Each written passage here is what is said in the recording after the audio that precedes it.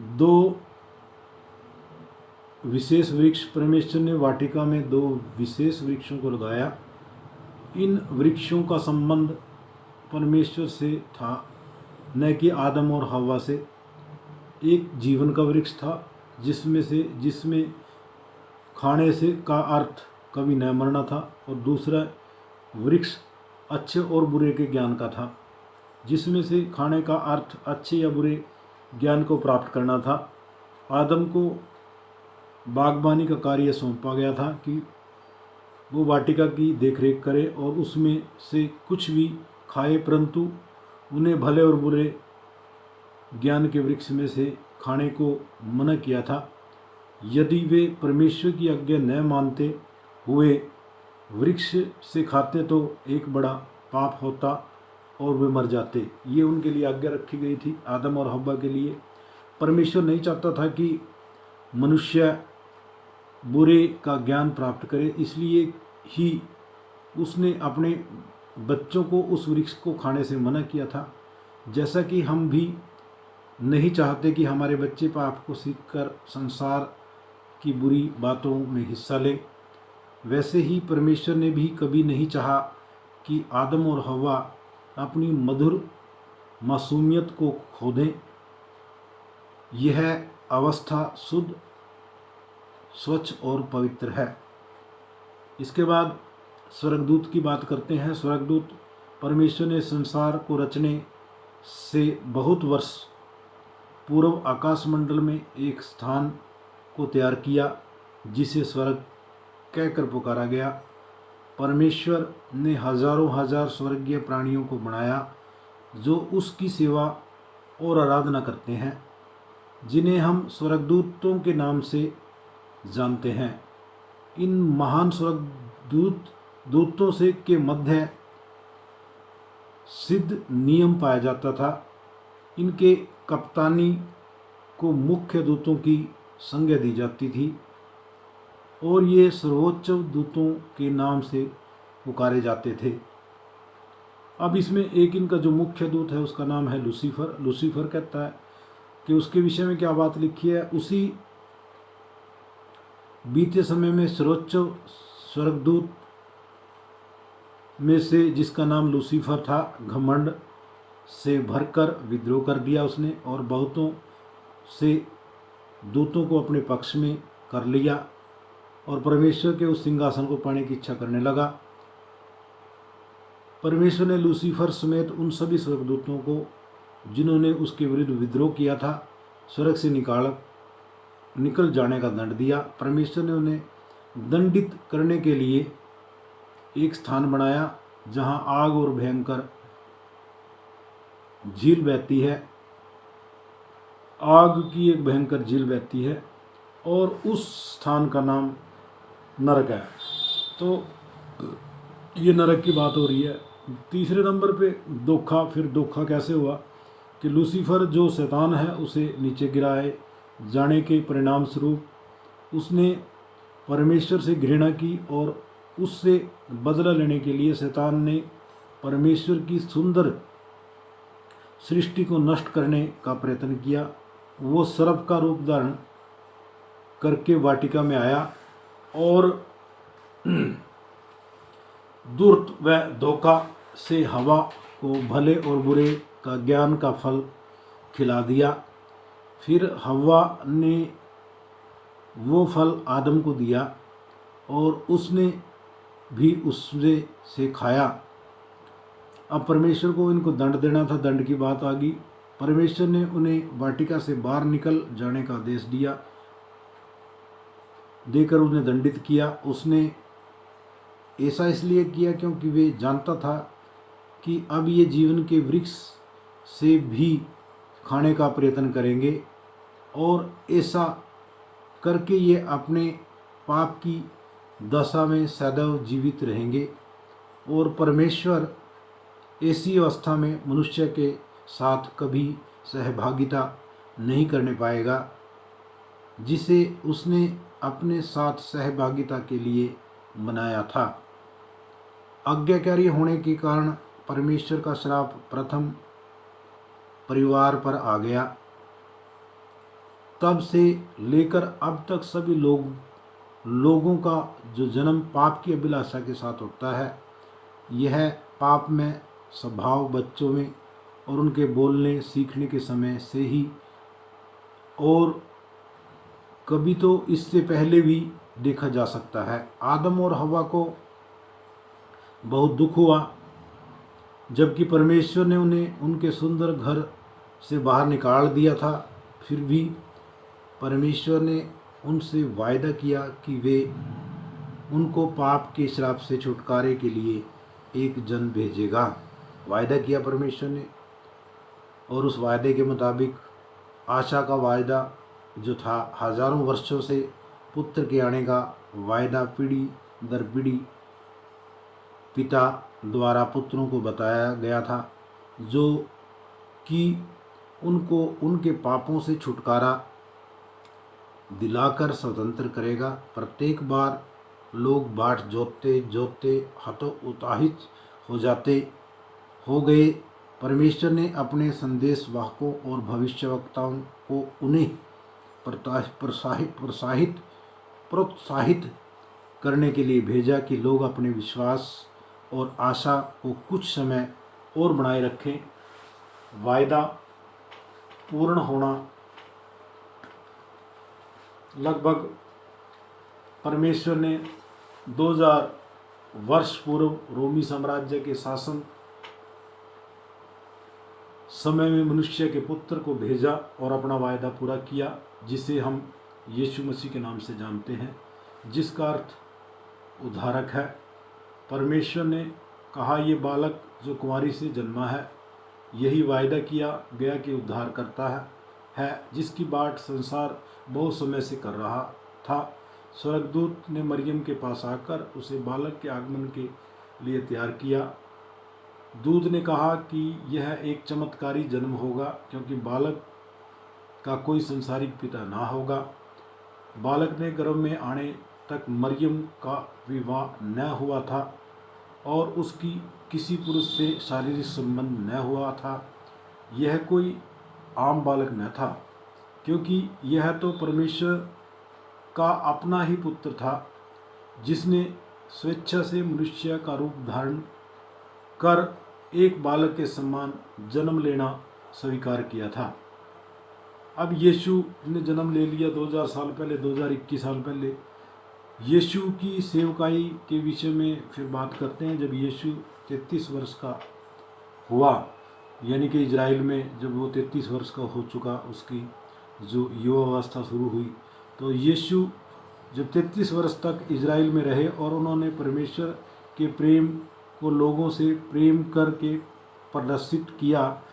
यीशु ने बीमारों को चंगा किया, अंधों को देखने के योग्य बनाया, लंगड़ों को चलने के लिए, बहरों को सुनने के लिए, गूंगों को बोलने के लिए, दुष्ट आत्माओं को, गृहस्थ लोगों को और दुष्ट आत्माओं को मुक्त किया, कुछ मृतकों को भी जिलाया और बहुत से महान आश्चर्य कर्म किए। लोगों ने उन्हें प्रेम किया और विश्वास कर उनके पीछे भी चले, परंतु धर्मगुरु व अगुवे लोगों में उनकी ख्याति को देखकर उनसे जलन रखते थे, इसी कारण उन्हें मार डालना चाहते थे।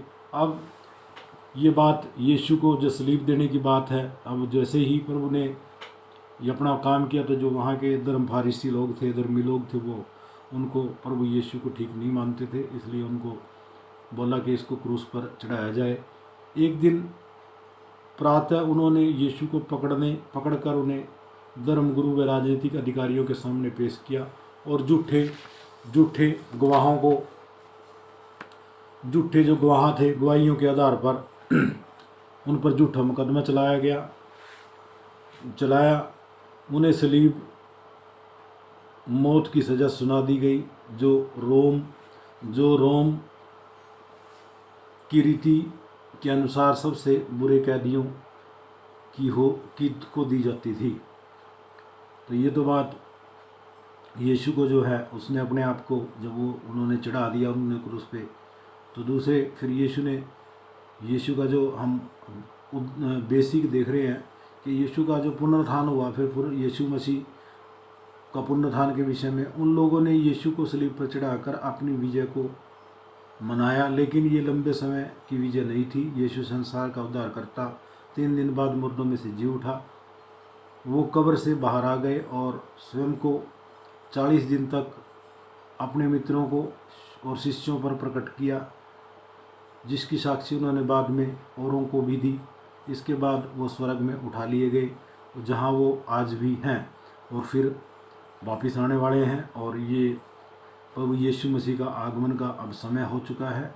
जो लोग प्रभु यीशु मसीह को नहीं जानते, उनके लिए मैं प्रभु यीशु का एक छोटा दास होने के नाते आप लोगों को, अन्य जाति लोगों को, अन्य धर्म के लोगों को, अन्य जाति के लोगों को, अन्य देश के लोगों को जो प्रभु यीशु को नहीं जानते, उनको मैं प्रभु यीशु के आगमन के विषय में बता रहा हूँ कि वो अभी बहुत जल्दी इस दुनिया में, संसार में बादलों पर आएंगे। और जो उसके लोग हैं, जो प्रभु को जान चुके हैं, वो उनको अपने साथ ले जाएंगे। और आपसे भी मेरी विनती है कि जो प्रभु यीशु को नहीं जानते, आप भी प्रभु यीशु के पास आएं। प्रभु यीशु दयालु है, अनुग्रहकारी पिता है और देर से क्रोध करने वाला है, विलम्ब से क्रोध करने वाला है। हम उसके विषय में जानें। प्रभु यीशु मसीह हमसे प्यार करता है और इस संसार में जो कुछ भी चल रहा है, ये सब तो नाश हो जाएगा, क्योंकि ये वर्तमान के आकाश और पृथ्वी जो है वो तो जलाए जाने के लिए रखे हुए हैं। क्योंकि वर्तमान की जो आकाश और पृथ्वी है, इसमें पाप हो चुका है। और जो आदम हमारे पिता के द्वारा जो पाप हुआ था, उसका हम भुगतान कर रहे हैं, जिसका प्रभु यीशु मसीह ने अपने आप को क्रूस पर लटकाकर हमें उस भुगतान से छुटकारा दे दिया। अब हम पापी नहीं हैं, हम धर्मी हैं। और जो प्रभु यीशु मसीह को ग्रहण करता, उसने अपने वचन में, यूहन्ना में ये बात कह दिया कि जितनों ने प्रभु यीशु को ग्रहण किया, उनको अपना पुत्र, अपनी संतान होने का अधिकार दे दिया। हम उसकी संतान हैं। और अब वो यीशु मसीह जिसके हम अगुवे हैं, जिसकी हम बात करते हैं, प्रभु यीशु इस संसार में जल्दी ही आकर अपने विश्वास योग्य लोगों को, अपनी कलीसिया को, जो उससे ठीक रीति से वाकिफ रखते हैं, उससे प्रेम रखते हैं, उसके पास, उसके चरणों में रहते हैं और संसार में उसकी बातों को फैलाते हैं, उसका प्रचार करते हैं, उनको वो इनाम भी देगा। हम भी प्रभु यीशु मसीह का इसी प्रकार से प्रचार करते हैं कि प्रभु ज़्यादा से ज़्यादा लोग तेरे नाम को जानें। जो भाई संसार में जो दूरियां हैं, वो इस नेट के माध्यम से प्रभु यीशु मसीह ने इस टेक्नोलॉजी को, जो दुष्ट ने प्रभु यीशु मसीह के खिलाफ इस्तेमाल की थी, प्रभु ने उसी टेक्नोलॉजी को प्रभु के उन लोगों तक जो प्रभु को नहीं जानते, इस टेक्नोलॉजी के माध्यम से उनको एक आशीषित किया है। ये एक तरफ तो टेक्नोलॉजी दुष्ट की ओर से श्राप है, लेकिन दूसरी ओर से प्रभु यीशु मसीह ने इस टेक्नोलॉजी को आशीष में बदल दिया। और इसके माध्यम से जो लोग प्रभु को नहीं जानते, उनको भी प्रभु के बारे में जानने का इस नेट के ज़रिए, इस 21वीं सदी की टेक्नोलॉजी के ज़रिए उन लोगों तक भी ये वचन प्रभु का पहुंचा। इसके लिए मैं प्रभु का धन्यवाद करता हूं, क्योंकि जिस प्रभु ने इस संसार को बनाया, उसको पता है कि संसार में आने वाला जो समय है वो ज़्यादा ही दुखदाई है। इसलिए बहुत सारे जो प्रभु के दास लोग हैं, वो इस संसार से कूच कर गए। और अब प्रभु का आगमन इतना नज़दीक है कि हम हर पल हर क्षण उसकी बाट जोतते हैं। और उसने कहा, जो उसकी बाट जोतेगा उसको प्रभु इस संसार में से ले लेगा।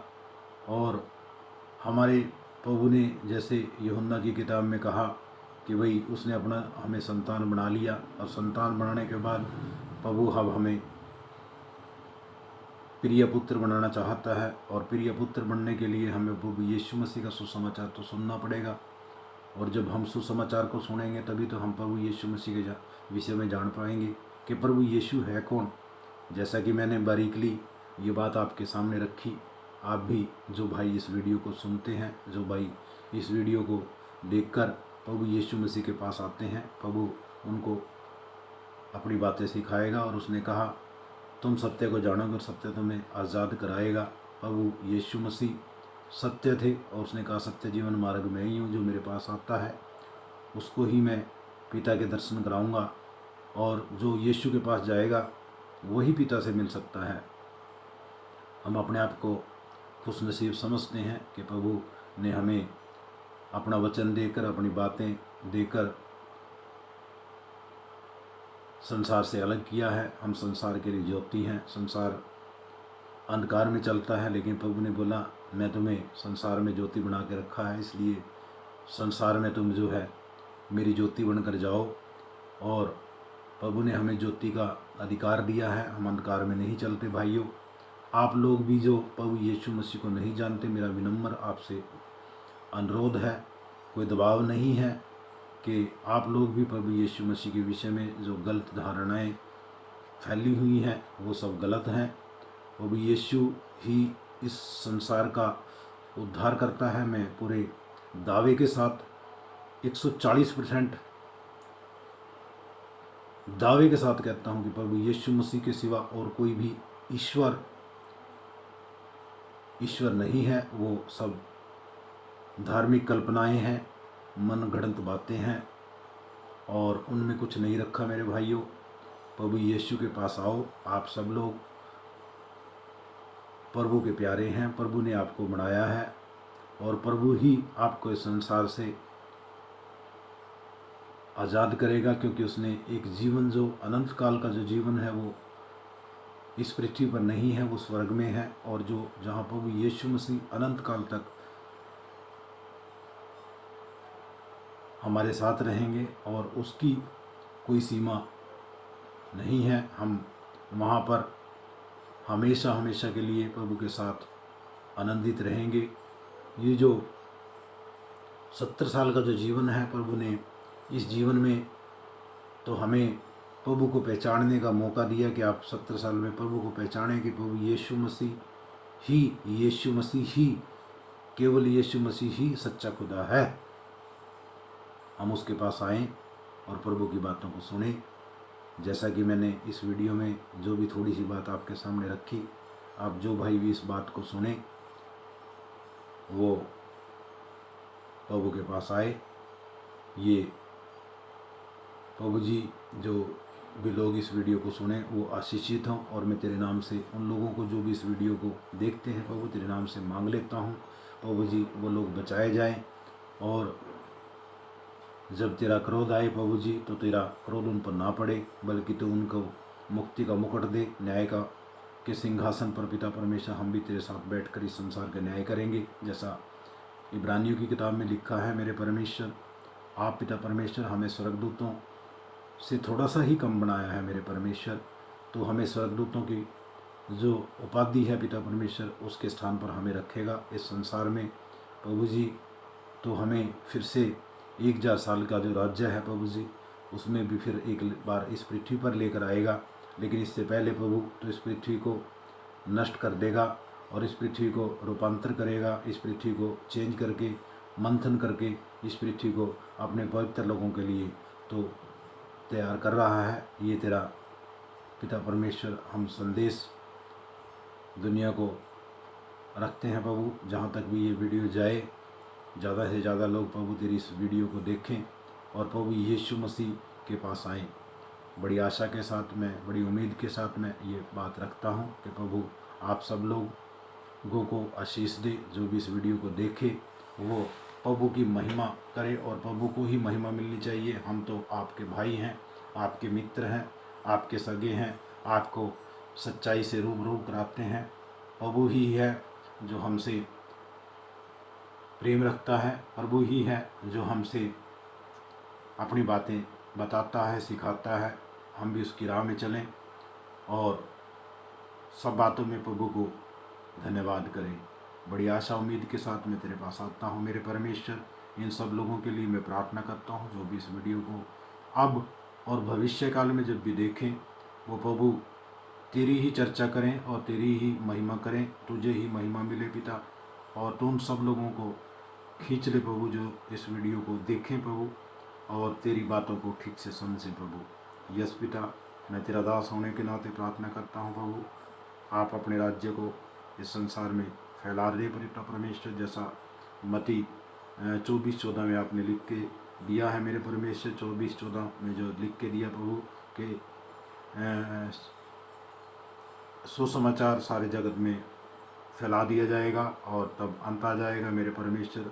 मैं भी तेरे सुसमाचार को फैलाने का काम कर रहा हूँ मेरे परमेश्वर।